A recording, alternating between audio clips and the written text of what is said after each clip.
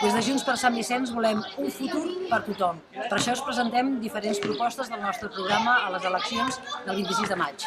I tant, com és la construcció de la nova llar d'infants al carrer 1 de Maig, una llar d'infants que estarà dotada amb una aula multisensorial i amb personal especialitzat.